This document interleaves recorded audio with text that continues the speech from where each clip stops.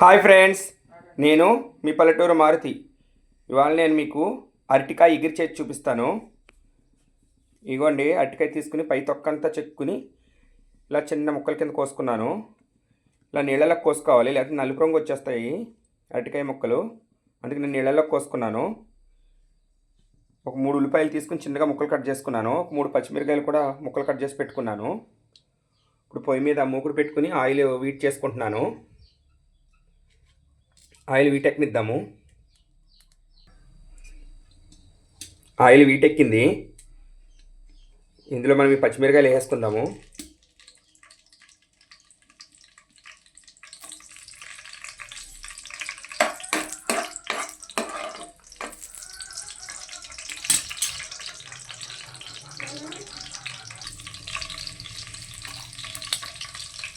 ఇందులో ఈ ఉల్లిపాయ ముక్కలు కూడా వేసుకుందాము.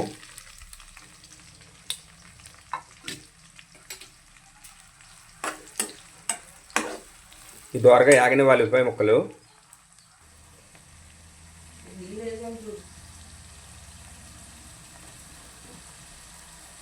వేసి తినొచ్చు కదా.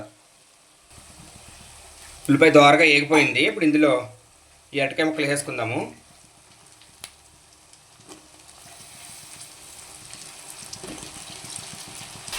ఇందులో కొంచెం పసుపు వేసుకుందాము.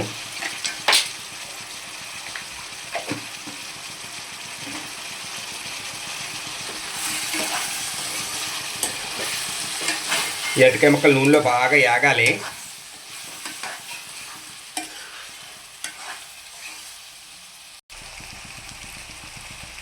కొంచెంసేపు నూనెలో మగ్గనిద్దాం, మూత పెట్టుకుందాము. ఒకసారి మూత తీసి కలుపుకుందాము.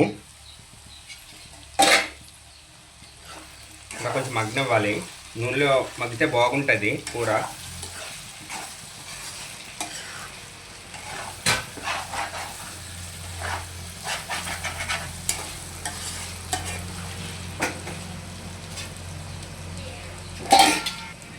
మూత పెట్టుకుందాము.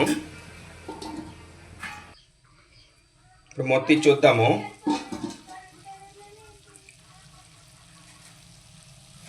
ముక్కలు వేగిపోయినాయి, నూనెలో బాగా మగ్గినాయి. ఇప్పుడు ఇందులో రుచికి సరిపడగా సాల్ట్ వేసుకుంటున్నాను.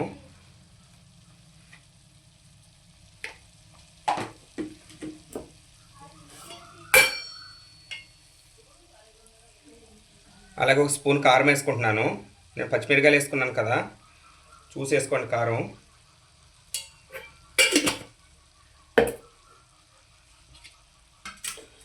ఇది ఒకసారి బాగా కలుపుకోవాలి.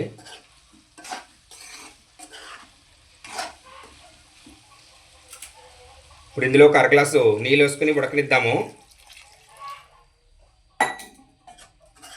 ఈ ముక్కలు బాగా ఉడకనివ్వాలి. మళ్ళీ మూత పెట్టేసుకుందాము. ఒకసారి మూత తీసి చూద్దాము.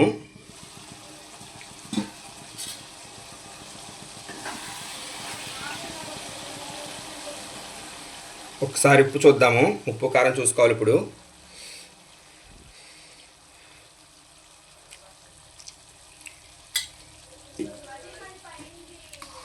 కారం సరిపోయింది, కొంచెం ఉప్పు పడుతుంది.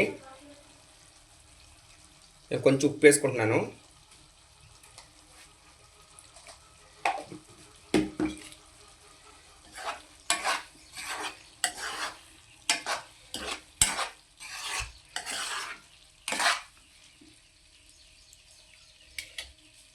ఒక్క నిమిషం మూత పెట్టుకుందాము. ఉప్పు వేసుకున్నాం కదా, ఒకసారి మూత తీసి చూద్దాము. ఇదిగో నూనె పైకి తేస్తుంది. ఇంకా అరటికాయ ఉడికిపోయినట్టే.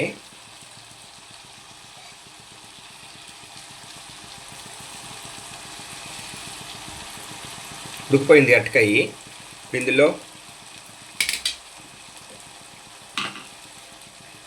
ధనియాలు, జీలకర్ర, ఎల్లుల్లిపాయ ఈ 3 మసాలా వేసుకున్నాను నేను.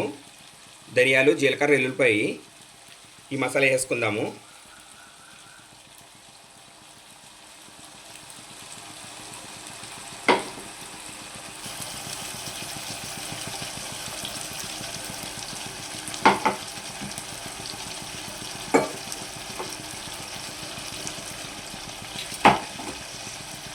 మసాలా ఒకసారి బాగా కలుపుకుందాము.